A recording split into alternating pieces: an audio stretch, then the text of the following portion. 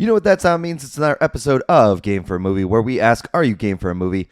My name is Mike. I will be your host this evening.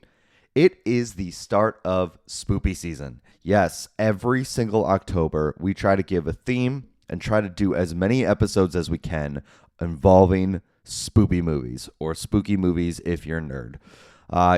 Looking forward to this year. This year, because the Poohniverse movies, the Winnie the Pooh, Blood and Honey movies, the team-up movie was supposed to happen on Halloween. It got pushed back, but we're still sticking with this theme anyway. We are doing public domain characters in horror movies.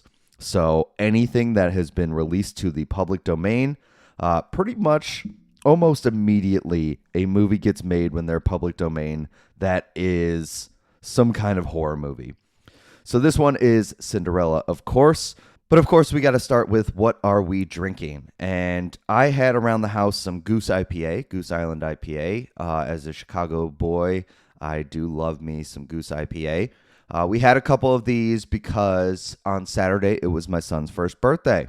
And so we had a lot of different beers and stuff because we had a group of people, friends, family.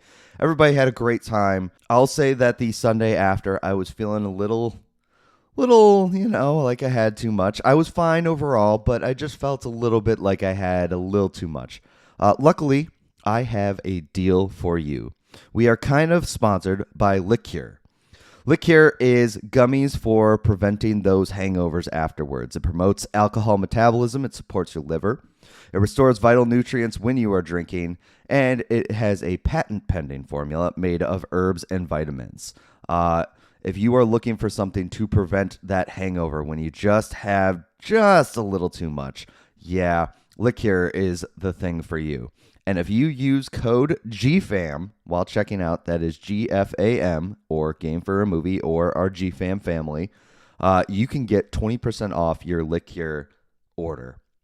Save yourself the headache. Save yourself the stress. Enjoy a good time. Don't be afraid if you go a little too far over the edge. Obviously, drink responsibly. Don't drive, that kind of stuff. We definitely stand for that. But if you're being smart about it, you get home safe. You know you're going to have a headache the next day. Why not pop a gummy? Liqueur.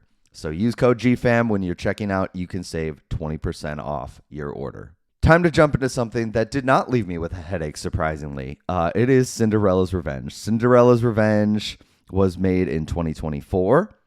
There are not a lot of big names on it. I'm not going to expect you to know a lot of names that I'm going to throw at you. This was released April 26, 2024. It is an hour and 25 minutes. Falls into the horror category, of course, because it is spoopy season.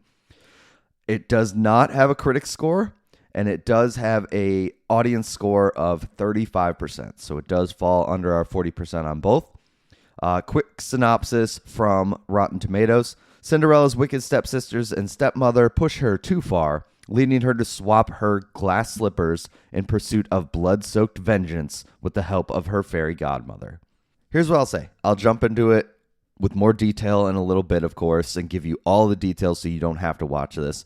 But I will say, if this is what you were looking for, you are going to get that. This is exactly what it says on the tin.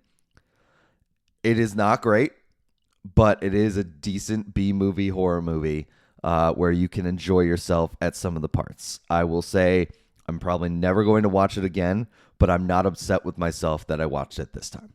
Cinderella's Revenge is the second movie in a row that we had distributed by Quiver. Quiver also distributed The Fanatic that we watched for the last episode. This director is Andy Edwards. If you don't know that name, don't worry. I'm going to break down his filmography. This is probably up there as one of his better successes, maybe?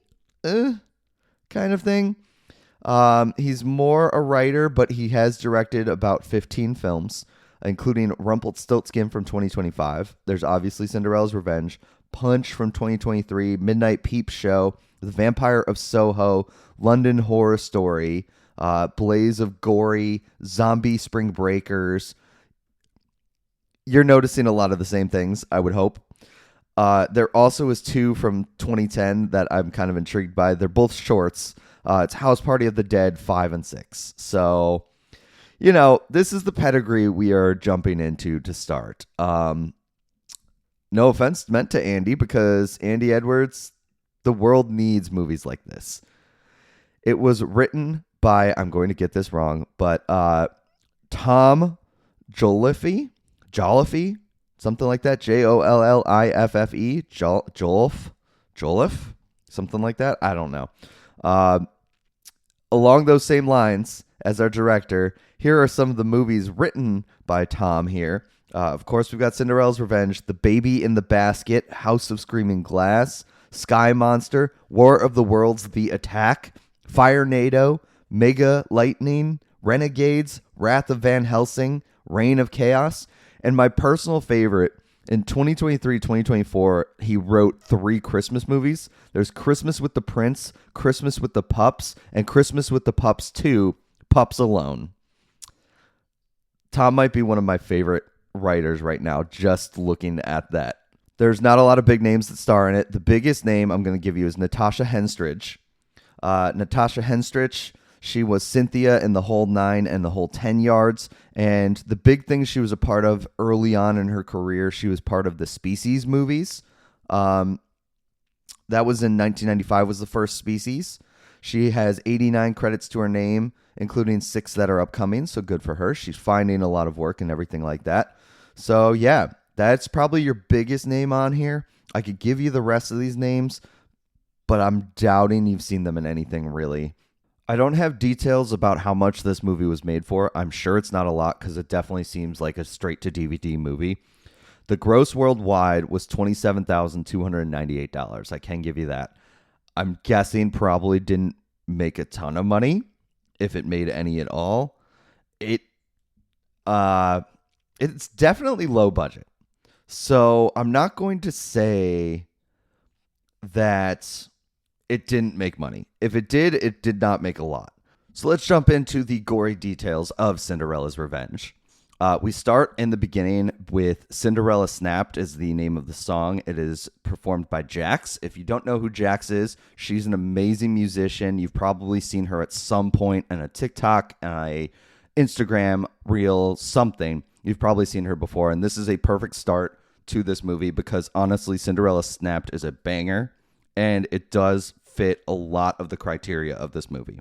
So we open up on a man climbing up a hill. He is running from these knights on horses, and he goes to the barn, and he finds Catherine. Catherine is the evil stepmother. We don't know this at this point, but we can kind of sense there's a little bit of hostility immediately as soon as he gets there. He wants to get Catherine out of there because the king thinks that he stole the Persian gems from the king. And so Catherine's just kind of like, well, you should run. And he goes, no, we need to run. We need to get out of here. And then Catherine pulls a gun on him. And not only that, there's also these 2 men in skull masks that also pop out from like behind. It's in this barn. They pop out from like behind these hay bales and they beat him up and essentially just to like corral him. And this is the big turning point of when Cinderella's dad is going to die. He is beheaded, and it's a pretty good beheading. Like for a cheap budget and everything like that, it does look pretty solid. I will say the blood looks a little too red. You know, I'm diving in a little more on the gory details of this because I do love in these horror movies sometimes a good kill. Like that's what I'm there for, you know, and that kind of thing. It sounds dark. I don't mean it to be, but it is true. Like when you go to one of these horror movies, this is what you want. You did come here for some of these kills, especially if you're in for like a slasher movie or something like that. Obviously, this isn't quite a slasher, but that's kind of what you were looking for. So he was beheaded. She then pays the men and gives them the bounty on his head too. They're very happy. They got paid a ton of money. She gets to keep the Persian gems. And then she immediately goes to Cinderella. And she reveals to Cinderella that her father had been stealing from the king. And all the king's horses and all the king's men, they killed your father again. So Cinderella is fatherless. Catherine also tries to turn this on Cinderella, saying that he was trying to steal the gems for her. And so they wanted to kill her too. But Catherine was able to talk them down and basically said, as long as you're willing to live with me, I'm going to keep my eye on you, and the king's horses and king's men won't care. Like it's you live with me, everything's good, everything's hunky dory. They don't want a piece of you because they think you're the one that he was stealing the jewels for. And so she's crying and everything like that, but she understands and kind of signs up for it. And so now she is essentially a servant, and she's going to be doing chores for the rest of her life under the watchful eye of Catherine, is what I will say. So, yeah. And not only Catherine, but the two stepsisters as well, Josephine and Rachel. And the end of this closes with somebody, we do not know who, but somebody has found one of the skull masks in the barn and has picked it up from the ground. We have no clue who it is. And it goes to 3 years later. And normally I am very much, there's a joke in like Rick and Morty where I would rather you start this scene or start the movie where the story begins. I think this was needed. I think this is actually one of those things where you could have jumped like this. So I'm not going to give it shit for jumping 3 years. Now Cinderella has assumed her position as a servant, maid, whatever, what have you, for Josephine, Rachel, and Catherine. We also kind of get an insight to how wicked these guys are because Rachel at one point grabs like a flower vase and starts yelling, "Cinderella, what are you doing? Oh no, don't do that." And then like throws it and shucks it and breaks it. And Catherine comes in and is like, "I'm going to punish you later." We kind of get an idea of how much they mess with Cinderella, how much torture she's kind of put through and that kind of stuff. It's that night after the vase breaks and she's clearing the house. Everybody's kind of away, so she's just by herself. And she heard a door open and close out there. And so she kind of wants to see what's going on. So she walks outside to see what the noise is. And she is jumped, essentially, by Rachel and Josephine. And Rachel starts beating her with a broomstick, like just full on beating her down to the ground. And Rachel also pulls a knife and threatens to cut out her eye. But luckily, Catherine is there to stop it and appear like the good stepmother and everything like that. She's the good stepmother. You know, she stopped her from not getting stabbed and losing an eye because she needs both eyes to be able to see her chores and everything like that. So that's the kind of idea we get. We also get introduced to a line that keeps getting repeated over and over and over again. Cinderella calls her mother, and every single time Catherine kind of like, not shudders, but kind of like gets cold and says, "Stepmother." Like she hits every consonant to make sure that you feel the vitriol from her lips. Like it's just stepmother, like, she has disdain for Cinderella. These beatings are apparently fairly often because it's the next day and nobody really seems to talk about it anymore. And they get a message that they are having a ball. The prince is having a ball. He's looking for a wife. And so the girls are getting all excited and everything like that. And I'll say that Rachel almost had her boobs fall out. That's how excited she was because they were like playing dress up for the ball and like getting their stuff ready and everything like that. My thing is this. It's not that night. So why are they like dressing up in these dresses now? I don't understand that. I guess, whatever, it's fine. But it's just kind of weird that they're like already getting dressed and it's not that day. The ball also piques Cinderella's interest. And like, obviously, I'm trying to give you the changes of the story we all know. It's not a whole lot of different for the most part. It's the story of Cinderella. It takes a turn towards the end. So a lot of this at the beginning, I'm just giving you the groundwork. This is the normal Cinderella story, except for certain things. I'm going to tell you those things. And then when we get probably about halfway, things are going to change. Cinderella, of course, wants to go to this ball. She asks Catherine if she can go. And of course, she's told no. And so they go to the ball and Cinderella is left alone at the house. It's now dark and she's looking at the sky.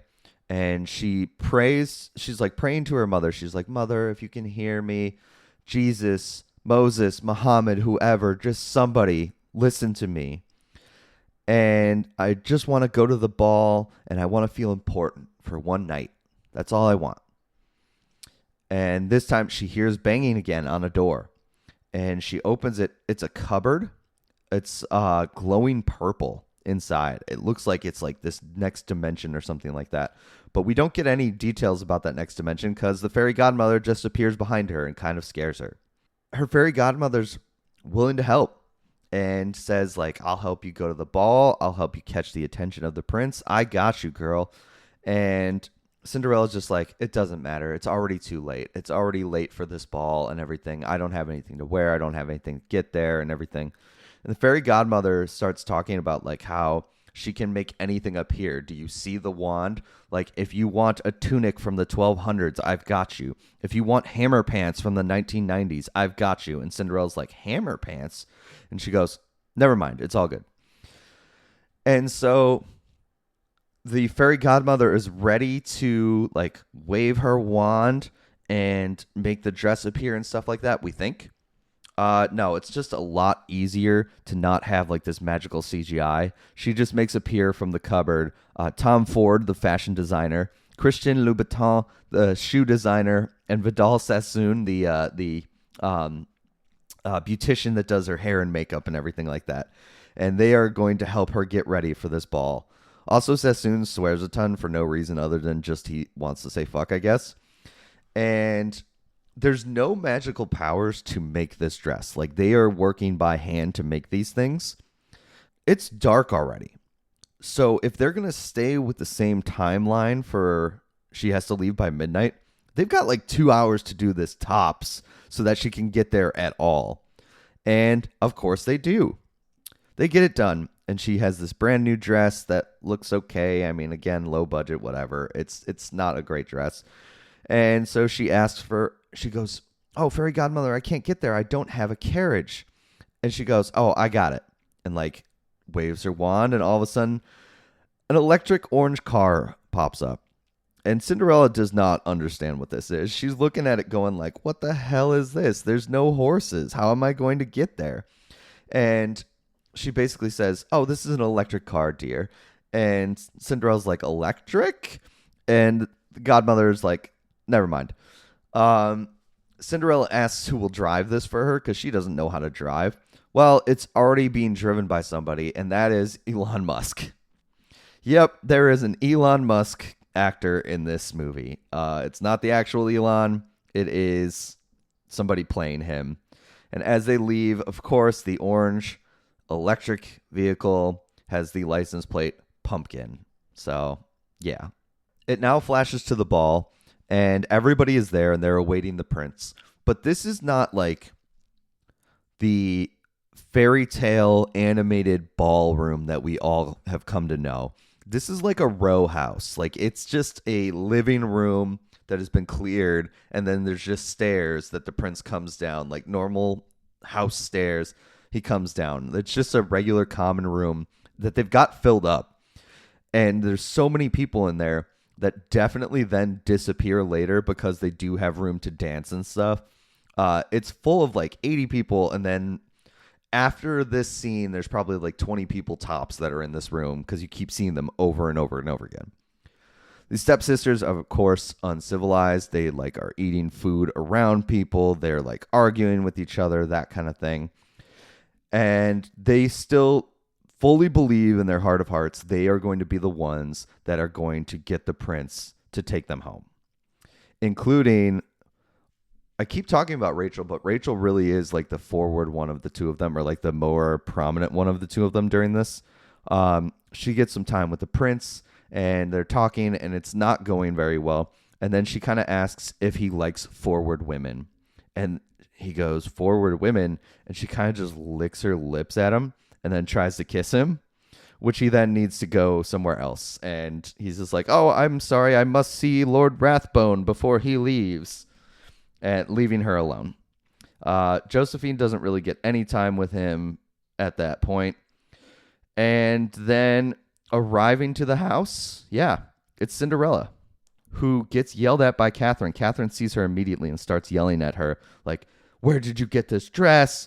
Why are you here? You're supposed to be cleaning. You can't get in anyway. You don't have an invitation or anything. Well, she does have an invitation, and she does get in. And Catherine kind of takes it all in and goes, okay, she's going to be punished later. Like, we're not going to make a big deal of it. You want to seem prim and proper and nice. You are a lady after all. So Cinderella's going to get it later. Cinderella walks in and she walks straight towards the prince, who is dancing with the princess of China. The prince catches her eye, and they, of course, dance. And there's like this haze on it. It's like kind of like a sepia tone haze. It's really weird. It's for a lot of this movie, there's this like haze on it. And they finish their dance. They barely leave the dance floor, and then they start talking shit about like the other guests. Exactly what I would want to do with my partner, just kind of like, oh, these people are horrid. Like, I haven't found somebody that's caught my eye like you. You are the only one I see. Some of these guests, they're disgusting. They're gross, that kind of stuff. Just absolutely talking shit right next to the dance floor. They're barely off it. People could probably hear them. And then he says, can I give you a kiss? And she's like, oh, you can't give me a kiss, not in front of public. And he goes, no, like your hand. And she goes, oh, yes, of course. And like raises her hand. And he kind of like French kisses her hand. It's really awkward how much time he spends kissing her hand.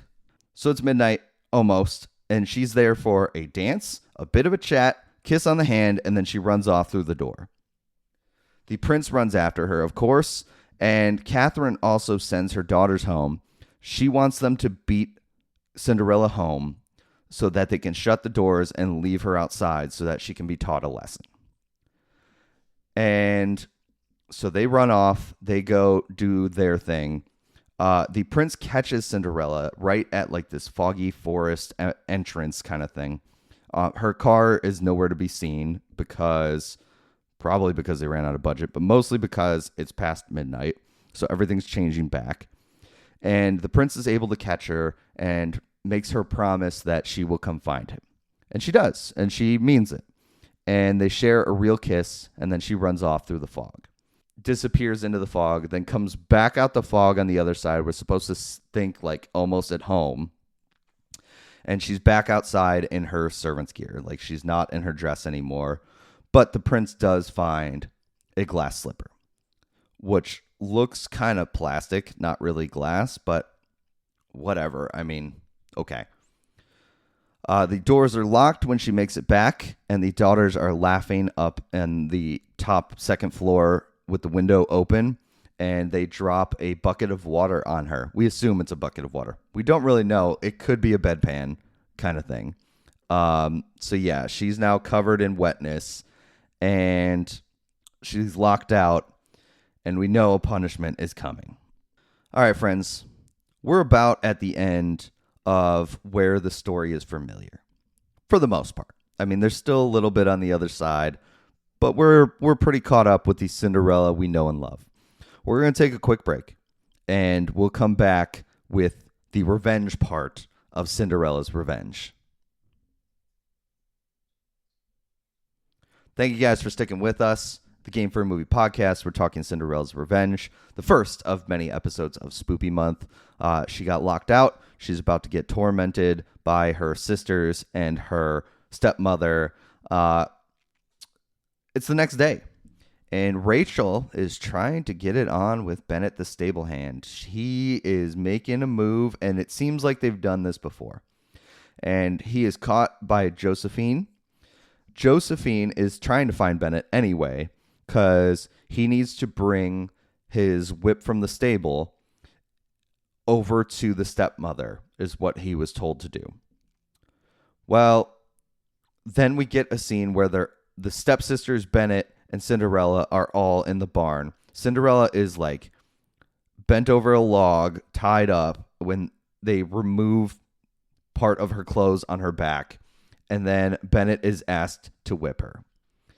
And so they're just all enjoying the fact that Bennett is just absolutely going to town whipping her. Like 90 lashes is what it's supposed to be. Not good. We get like 6 or 7 whips before it goes back to normal everyday life. She is cleaning again, and all of them are hanging out in this common room. Their peace is interrupted by the prince's footmen. They have been coming to look for the ladies of the kingdom, and they are going to try to see if this shoe fits on anybody. Before they come in, the stepsisters tie up and gag Cinderella a room over pretty much. You can hear her in this room. They just ignore it pretty much, but you can hear her. She's just like struggling. And the footman is trying to slip her on Rachel. Wouldn't you know it? Doesn't fit. And she's just like, I've got this. I'm going to make it fit. And basically, she shoves her whole foot in there. It doesn't fit. It's not working. Footman is kind of exhausted at this point trying to get it. He asks for a cup of water. And so the butler of Catherine takes the footman into the other room. And this is when Josephine tries to start putting the slipper on. And it's not going to fit either. But Catherine is going to have one of these two girls marry the prince. It's going to happen. So she's going to make sure that foot fits. And she sees a knife. And she tells Josephine if she wants to marry the prince, she's going to cut off her toe. She doesn't just say also that she's going to cut off her toe. She says that when you're queen, you don't need to walk anywhere. You'll be fine. So it doesn't matter that your toe is gone. The footman was in the other room when this happened. And Josephine goes and starts cutting off her toe. I want to know how this shoe didn't fit. I know that sounds very weird, but Josephine cut off like a middle toe. And so I guess it means like width-wise it didn't fit, so they can like scrunch in. But that seems weird to me because like your bone still is kind of there on the like actual sole of the foot. I don't know. It doesn't feel like it would fit width-wise. If it was length and you cut off the big toe, that makes sense. That makes sense to me. But she cuts off like a middle toe, and I don't understand how that's supposed to help. And so she's sitting there with her foot bleeding in this glass slipper, and the footman comes in and is just like, what are you doing? This is obviously not fitting. Why did you cut off your toe? I see all this blood. This is not okay. So he takes the shoe, assumes there's nobody left. He starts wiping out the shoe of the blood and leaves. Again, you can hear Cinderella screaming through the gag in this room, but all of them have just decided, we're going to ignore it. We don't care. We're not worried about this person screaming. Well, after the footmen have left, Catherine decides this is the time to go throw it into Cinderella's face. She's a servant for life. She is not a lady. She's not going to be the queen. She's not going to marry the prince. And then she also shows if you were a lady, you would have gems like these. It's so strange to me because, like, I don't know. For me, I figured out. I also knew ahead of time, I guess, because I saw the movie or like I saw that part. I feel like the Persian gems would be a dead giveaway that she was the one that stole the gems. You know, like she was told her father was killed for stealing jewels from the king. You haven't shown like these gems at all. She doesn't have them on her body regularly. They're not just like there. She shows it to her for what we're seeing the first time that day. So she's just like throwing it in her face. I don't know. It's very strange. So Cinderella is beside herself. She's so heartbroken. She's so done. And she prays again to her fairy godmother, who once again tries to jump scare Cinderella just because she wants to. She kind of is like, you know, I could help you. I think they should suffer too. Why should you be the only one who suffers? Why? Cinderella's revenge, how sweet it would be. That's an exact quote. And it's also, Cinderella's revenge, roll credits. So the fairy godmother is just kind of like egging her on to get this revenge. Cinderella is dealing with the morality of it. She doesn't know how she could live with it. And this is when the fairy godmother pulls out the skull mask. And she says, you can hide your face from yourself. You don't have to see yourself doing these things. You can totally live with yourself because this is another person that's doing it. And they also look out the window and they see Bennett, who is drunkenly stumbling towards the woods. And so the fairy's just like, perfect. Like, you can start with Bennett. You can get your revenge on him. He's such a piece of shit. If he could, he probably would take your virginity and take advantage of you. So the fairy godmother is like pushing her hard to like get her to get this revenge. And Cinderella's just like, why do you care? What does this matter? And her fairy godmother says, I'm tired of seeing the bad guys win. I want you to have your life. I want you to marry your prince. I want you to invest in Apple. And Cinderella's like, invest in apples? Why would I do that? And fairy godmother, of course, never mind, dear. That kind of stuff. So Cinderella picks up the mask and it starts turning purple and it has like this glow to it, you know? So she's kind of like, okay, maybe I do this. So Bennett, as we said, is drunk in the woods and he is being followed by Cinderella. He hears a twig snap behind him, but he keeps like kind of walking off. He just now has his knife out a little more. And then he like full on sees Skull Mask in front of him. And it's just kind of like, what the fuck is that? And then kind of like wanders the opposite way. When he wanders the opposite way, Cinderella is there and has a fire poker and starts like beating him with it. Just boom, boom, boom, boom. And like, this is good. I mean, she's not going to kill him. She's just going to get her revenge, right? Well, he gets the upper hand on her. He's able to grab the fire poker, like throw it to the side, and then throw her to the ground. And also takes the mask off and realizes it's Cinderella. And he's like, oh, this is going to be great. I'm going to I'm not only going to have my way with you, I'm also going to blame you so you get punished because nobody's going to believe I attacked you out of nowhere. Nobody's going to believe that, which is kind of true because she did just attack him out of nowhere. This pisses her off. And she like grabs his arm and breaks it. Like just full on just. And he grabs like her hair and like pulls some of it. So he has like a lock of hair in his hand. But she's able to grab the fire poker from the ground and slices across his gut, letting his organs spill out. So yeah, Bennett's dead. She puts her mask back to her face almost, didn't put it on, starts glowing, and it starts whispering at her, like just like that kind of stuff. It's not anything that's legible or like you can hear it or anything like that. Josephine on one foot, because she doesn't have a toe, has her foot resting, and Rachel has made a cake for her and also is going to pour her some wine. And this is actually like a nice moment between these two. These two sisters do care about each other. It's a little like, you know, sisterly love and stuff like that sometimes. But they do actually care about each other. Rachel did not like that Josephine cut her toe off. She felt bad for her. But she knows how it is with her mother and everything. So Rachel kind of tries to take care of Josephine. Makes her cake because she knows Josephine likes cake. And also is pouring her a glass of wine. So they have a celebration that Cinderella's days are numbered. Like it's coming to the end, they think. And Rachel then all of a sudden sees something outside. And she's kind of like, I saw something. And, you know, Josephine's trying to talk her down. And it's just like, come on, let's just have some of this cake. And she accidentally drops the cake. As Josephine points out, let's not waste this cake. It fell on its bottom. The bottom is the only thing touching the ground. Why don't we eat the top? Eat from the top. So they climb on the floor and they start eating it. And then Catherine comes in and is looking for the girls. And like they know this looks bad that they're eating cake off the floor. So Josephine runs off because she can walk even though she's missing a toe.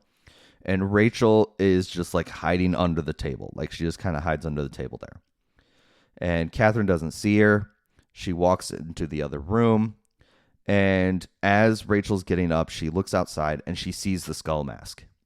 And it's looking straight at her. And then it kind of just runs off. Well, Rachel grabs a knife from the table and she goes outside. And she ends up in this like field of tall grass she can only kind of see. And then as she's looking down the road, she sees the skull creature. And the skull creature is able to disarm Rachel with the knife. Tried to like get it gone. And Then Cinderella grabs the knife, but Rachel tries to fight back at this point. She bites Cinderella's hand, and Cinderella like drops the knife. She also kind of reveals that it's Cinderella, but this makes Cinderella even angrier. So she like grabs and like pokes her with their thumbs in her eyes, and it does like that squishing noise and everything like that, and is able to throw her to the ground. And then Cinderella is able to grab the knife from the ground and slit Rachel's throat. Rachel, gone. We got Bennett gone. We got Rachel gone. We got Cinderella's dad gone. Sun rises and we see Cinderella. She's waking up in bed, and then she sees that her hands are covered in blood. And she like goes to the mirror and she kind of smiles at the mirror. You know, it's not necessarily the mask that's the only thing that's enjoying this. Like, she's kind of liking it too. Josephine is looking for Rachel, can't find her anywhere, is trying to wake her up because it's her day to get waxed, is what she was saying. And she goes to Rachel's room and she starts screaming. And Catherine comes in like, "What is it, dear? What is it? What is it? What's going on?" And she goes, "Look, Rachel's eyeballs are on her pillow." And Josephine is freaking out, but she also kind of thinks that it's a prank that Rachel is pulling on her. So she kind of goes looking for her. She finds the field, and she's walking through the garden, and sitting on a bench is Rachel. She gets to her and turns her around, and of course, it's her eyeless corpse. Like, no eyes, it's her corpse. She's done. This sets off a chain of reactions. So Catherine, she seems cold at this point, but it's really just like she's trying to appear ladylike and that kind of thing. She leaves the house that morning, and Josephine's trying to figure out why. And basically, Catherine's like, "We need a man of the house. Like, we want your virginities to stay intact." She does say that. But we also need somebody that's going to protect us, because if people find out that these women can't protect themselves, they're going to be viewed as commoners. They're going to be viewed as lowest of the low, and they're also going to be viewed as like savages.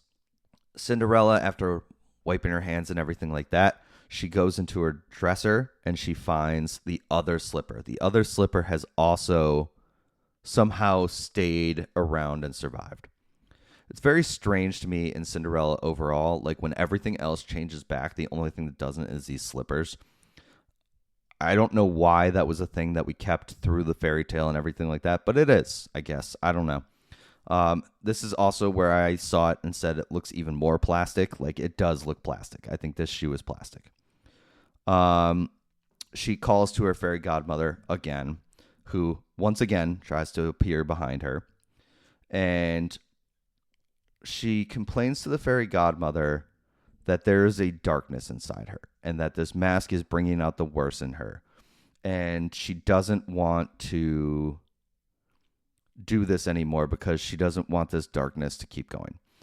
And basically the fairy godmother is like, "It's too late now. You've already killed 2 people. The fingers are going to be pointed at you, whether it's true or not in their mind. You are the one that did this. They are going to do something to you." Catherine is walking about town, and she happens upon a shop and windows in the shop, and there's Hogan. And Hogan is having sex with a really random lady. I don't know who this is. She's never explained. He also has tattoos and like color ink tattoos. This is definitely not something I expected from this time period. I'm not a historian, but I don't think those should be there. Maybe I'm wrong, but I don't think those should be there, depending on what time period this is supposed to be. He's having sex with this girl, and like, he doesn't really stop, even though Catherine comes in. But then after a second or two, he like stops, and because it's Catherine, it's all looked at as good. Like, the random lady just walks away, and we're fine. Hogan mentions her legs, Catherine's legs, so we know they kind of have a little bit of a history. And then it goes back to the fairy godmother talking with Cinderella. Apparently, Hogan is a mercenary. So he's coming to the house. He's going to be the one probably paid to try to figure out what's going on with these deaths. They only know about Rachel's death, by the way. They do not know about Bennett's at this point. They just know about Rachel's. So Cinderella is dealing with like the ramifications she's feeling. She's feeling guilt. She's feeling moral problems, that kind of stuff. And Hogan is outside examining Rachel's body. And he's like, this is a deep cut. It definitely was a man that killed him. And Catherine's just like, duh, it's not a woman. A woman wouldn't do this. A woman doesn't murder. So they're suspecting it's a man. That buys Cinderella at least a little bit of time to kind of get over the moral quandary she's having. Catherine then is trying to talk with Josephine, trying to get her to like basically get ready to be the winner of the family. So she's like talking to her, and like again, she's pretty cold about this, and this is where we learn like she's ladylike and that kind of stuff, trying to hold it together. But she's also like talking to Josephine about like, you need to be strong. Rachel would want this. You are the breadwinner because you are going to marry the prince. You're the last shot. You have to be the one that marries the prince. And Josephine kind of like takes that as, okay, great. Yeah. I'm going to marry the prince and everything like that. She also explains to Josephine that Rachel was definitely killed by a man. And Josephine goes, it might have been Bennett, because Bennett was definitely trying to like have his way with Rachel the other night. So it definitely could have been when she went to the ball, she made him angry, and now he just like killed her because he was jealous. So perfect. They're going to try to find Bennett. Hogan is sent to find Bennett. And he does that immediately, like right away, finds him in the forest, dead. He reports to Catherine that he found Bennett and that you need to come find him with Hogan. So Hogan and Catherine leave the house, and Josephine is alone in the house. They also have locked and bolted all the doors and windows, and the only way to get in is Catherine's key. Well, Cinderella has gotten over her moral quandary. She puts on the mask again. It's time to kill. Josephine pours herself a glass of wine, and she also grabbed her mother's chocolate truffles, which she was told not to do, but she did. And then she also, when she pulled out the wine, she pulled out the corkscrew and the wine top, and she puts the corkscrew like under her nightgown. Maybe it's protection because like they're looking for Bennett and everything like that. Maybe that's it. It didn't really make sense that she put it under her nightgown, but she did. She starts hearing a noise, and she starts going and walking towards the stairs. And that's where she sees this like Pinocchio puppet on the stairs. I think there's like a shared universe between Pinocchio killers kind of thing. I don't know. It's kind of a little Easter egg, I feel like. And as she turns around, Cinderella pops out and hits her twice. And Josephine goes into Cinderella's room and hides under her bed. Cinderella runs in, is kind of like scanning the room looking for her, but knows there's only one real spot for her to be. So she reaches under the bed, grabs Josephine by the hair, and pulls her out. Well, Josephine, remember, she had the corkscrew, grabs it, and goes, why don't we uncork this bottle? And then just like jabs it into Cinderella in her side. Catches Cinderella completely off guard. And then Josephine's able to jump her and pin her down. And she's like choking her out. And she's able to figure out at this point that it's Cinderella. And so like she's just kind of, oh, great, I get to kill you myself. Then we don't have to worry about this anymore since you've killed Rachel and maybe others. So let me just finish this. Well, remember, Cinderella was looking earlier at her glass slipper. So she's able to grab that glass slipper and stab Josephine in the head. And like through the ear, into the brain, dead. Josephine, gone. While Josephine was being murdered, Hogan and Catherine are looking at Bennett's dead body. They know he didn't do it. But if you remember a certain detail about Bennett, Bennett has a lock of Cinderella's hair that smells like lavender, which smells like Cinderella, in his hand. Catherine's able to find that and then sniffs it and goes, it's lavender. Cinderella! And then they go back to the house. And there's Josephine. She's pinned like a turkey. She's dead, but she's like pinned together like a turkey on a table, on the kitchen table. Hogan is now offered double the money to catch her, but Catherine wants to be the one that does the damage to her. So Hogan pulls out like his pistol. He also has like a hunting knife that he has on his side. And Catherine goes to her room to grab the old rifle she has. Hogan goes to Cinderella's room and he's like looking around. Cinderella's able to get the jump on him and smash him over the head with something, but he's able to get a shot off with his pistol and shoots her kind of like in the back where she falls over. She's now like facing up. She has the skull mask up. She's maybe bleeding. She was shot in the shoulder. And basically, Hogan starts monologuing. He sees the mask and grabs it and goes, "Oh, where did you get this? I used this to kill your father. I was hired by Catherine to kill your father while wearing this." You know, like full on evil monologue. She knows all the details. Catherine planned his death. Hogan was the one that killed him. So now it's not looking good for Cinderella because she's on the ground. She's in pain. And so Hogan's kind of creepy. I don't know if you know that or not, but Hogan's kind of creepy. He did make a pass at Josephine, and then obviously he made the comment about Catherine's legs and stuff like that, you know, that kind of stuff. So he starts getting like a little creepy on her and removes her shirt. But under the shirt is a bulletproof vest, something he's never seen before. And turns out the fairy godmother was able to get it for her. "My fairy godmother knows how to dress a lady for the occasion," she says. Then she grabs his hunting knife from his belt and repeatedly stabs him. And just like, "This is for my father." Like over and over and over again. He's overkill. So then she runs off. Catherine finds Hogan dead and starts screaming for Cinderella again. Cinderella has the mask in her hand and she considers putting it back on, but then she kind of like coyly smiles and decides she doesn't need it. She doesn't need this mask anymore. Like this is her kill. She's getting revenge on her stepmother. Cinderella's revenge on her stepmother. Catherine goes to her room and finds that the jewels are gone. And just so happens Cinderella was waiting for her. And they get into a fight and they're like trading blows one by one. So like originally Catherine turns, shoots at her, misses. She's trying to reload, but Cinderella's able to like knock the gun away and then just like hit her. And then Catherine hits her and knocks her down, but she's closer to the gun. So she pulls the gun and tries to shoot her. And of course, it doesn't work. But Cinderella is not going to be stopped. She pulls out the jewels that Catherine had stolen. And she like jabs them down her throat and like holds them so that it can like scratch her mouth, scratch her throat and that kind of stuff. She's bleeding out the mouth. Cinderella kind of assumes that's going to do it. So she kind of like lets up, but Catherine's able to get around it. And she grabs a knife and she starts chasing after Cinderella, including she stabs her in the back, like again in the shoulder, probably about the same spot she was shot, except for like this is a knife instead of a bullet.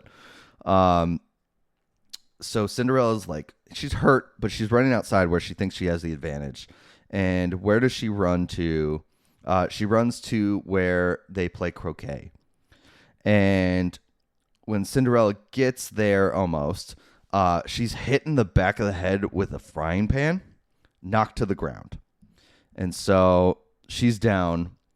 Catherine has the high ground with the frying pan. But she grabs a croquet mallet and breaks Catherine's legs. Like one fell swoop, just knocks her to the ground. And so Catherine is down. She's screaming, but she's like trying to now like appeal to Cinderella's humanity. And she just kind of is like, "You wouldn't do this to your mother, would you?" And Cinderella goes, "Stepmother," and then goes to town just swinging at her, just making her a bloody pulp of a mess. Just push, push, push, push, push. We see like her head's just a bloody pulp too before it ends. And then it just ends. And it's a new day. There's a rainbow. There's bunnies. There's all the good things in the world. Cinderella, she's in her bed. She wakes up to the bright light. She looks at her hands. There's no blood on her hands. She looks at her clothes. No blood on her clothes. So the footman comes in and is just like, "Oh my God, Cinderella, you're okay. It looks like because you've been locked in your room, you were spared, but everybody else on the grounds is dead. Somebody killed everybody. The chief inspector is here, and they are going to find out who committed these murders." And Cinderella kind of has like a worried look, and just kind of is like, "Uh-oh, okay." And she's also wondering like how she got there. She doesn't know how she got there. The footman's just like, you've been locked in your room. Like, I don't know what else has happened. You've been locked in your room, that kind of thing. So Cinderella's kind of like, okay, what happened? How did I get here? And what does the chief inspector know? And so the footman tells the chief inspector, this is the maid, this is the servant, Cinderella. She was locked in her room. She couldn't have done this. And the chief inspector turns around, and it's the fairy godmother. And the fairy godmother says, oh, this guy Hogan, he was coming to steal jewels. He's a mercenary. It looks like he got everybody, but somebody must have fought back and got him. So everybody's dead. Looks like Hogan got his jewels that he had. We're good. This one's neatly wrapped up. So Cinderella's off scot-free. She goes to the prince. He puts the slipper on. They get married. She gets a tiara that has the Persian gems embedded in them. And for some reason, they feel the need to have this sex scene at the end. It's very strange. So they like just got married. They're in their bed. And she like throws him to the bed and like slaps him. And it's like, okay, where's this dominant woman coming from? Like, what is this? And they get naked. They have sex. And yeah, then it's announced that they are the king and queen. After like the next day or something like that, they're dressed. They're standing on the castle and everything. And they're announced to the kingdom, the new king and queen. Congratulations. And then for some random reason, there's a random explosion that sends us to the credits. I don't know why. But for whatever reason, there's a random explosion that happens. Okay, whatever. I don't really care. I mean, it's fine. It's dumb, but it's fine. So yeah, that's Cinderella's Revenge, the first of the Spoopy season movies. So, is this a good movie? No, it's not. It is definitely not. I mean, it was fairly predictable. I won't say completely, but fairly predictable. And I mean, part of that goes with it's Cinderella. You got to tell the story of Cinderella before you tell the revenge part of Cinderella. I thought it was fun. Like, it's stupid fun for sure. I'm not going out of my way to go watch it again anytime soon, but I thought I had a good time with it, and I think it could have been a lot worse. You got exactly what it was on the tin. Like, it's Cinderella's Revenge. Are you expecting Shakespeare? Are you expecting... No. You're expecting Cinderella, and you're expecting revenge. So a lot of people probably could watch this and have a completely different rating than me. For me, it was dumb fun. I enjoyed most of it. I think there was definitely some parts like that was a little weird. I wish they would have delved a little more into the mask. It was very strange that the mask was whispering to her and was glowing purple, and there was no like further dive into it. Like, was this a I don't know, like a mask that makes you do your deepest, darkest fantasies, you know, like that kind of stuff.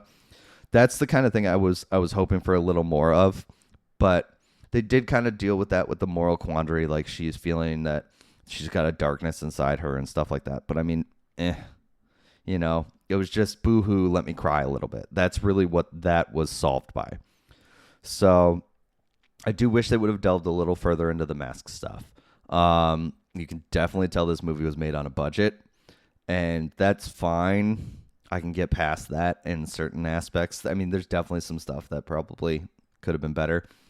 When the fairy godmother first reveals her wand, there's like a blue glow that was just like I don't know. It looked like it was made in Microsoft Paint. It does not look like it was done by a CGI studio that's ever done any CGI stuff before. Part of me kind of wants to know why the fairy godmother was so like gung-ho on death and destruction and that kind of thing. But part of me also was like, this was your best character, so I don't really care enough to actually dive into that. The sisters were annoying, as they're supposed to be. The prince was Prince. He was just kind of there. Cinderella was fine. There's some things that she did that was kind of like, okay, But, you know, the jokes definitely didn't hit on some of them. The fact that the fairy godmother keeps bringing something up from the future and then just goes, oh, never mind. That kind of thing didn't really land. I did, however, like the mother stepmother thing. I did like that. I actually think that was done pretty well for the most part. So I was all on board for that. Um, I mean, I'm gonna dive into cinematography, I guess, but the cinematography wasn't great. Cinematography wasn't great. Just losing people randomly from the party, that was really strange. I didn't care for that, but that was fine. I don't know. Again, it's just this movie was definitely done on a budget, and that's fine for the most part because you can get away with that, especially if you make something fun and that kind of thing. I didn't hate this. I did not hate this. I probably am not going to watch it again. I'm not in any hustle to do that. But overall, I think this movie could have been a lot worse, especially seeing like where the numbers were, that it's 35% on Rotten Tomatoes. It only has 50 ratings and only really 15 reviews. So I thought it was fun. I thought it had some good scenes. The gore was actually pretty solid for this. I actually did enjoy the gore on this. I thought they did a pretty good job with that. Especially things like the beheading and the toe cutting off scene. Those were pretty well done. I think the toe looked a little fake and the blood was very red, but for the most part, you did feel a little bit of like the squelching and the like those kind of things, like the feel of the gore kind of thing. If I have to give this a review out of 5, let's see. Like I said, I enjoyed it. I'm not going back anytime soon, but I would give it I'd give it a 2 out of 5. Yeah. 2 out of 5. I want to give something different. I'm not giving it glass slippers, that's for damn sure. 2 out of 5 fire poker death scenes. Fine. I don't know. 2 out of 5. Yeah. That sounds right, I guess. But yeah, so that's Cinderella's Revenge, the first of 5 episodes. 5 episodes we're doing this month. We're going to try to do 5 bad horror movies with a public domain character in there. So this was the first one with Cinderella. And it was fun. It's a good start to the year, or a good start to the Spoopy season. We'll see how the rest of them go. I have a lot of good ones ready to go. If you are listening to this and you do have a podcast and you want to get a shout out in this, because these movies aren't as well known, I didn't put the guessing game out there for you guys to get your promos in and stuff. But if you do listen to this episode, send us a message at Game for a Movie on Twitter or Instagram or TikTok. Send us a message, however is the best way for you. And let us know something you learned about Cinderella's Revenge. I don't care what. Just to prove that you listened to the episode. And the first person to do that, I will play your promo or give you a shout out in our next episode, which I think is, whatchamacallit?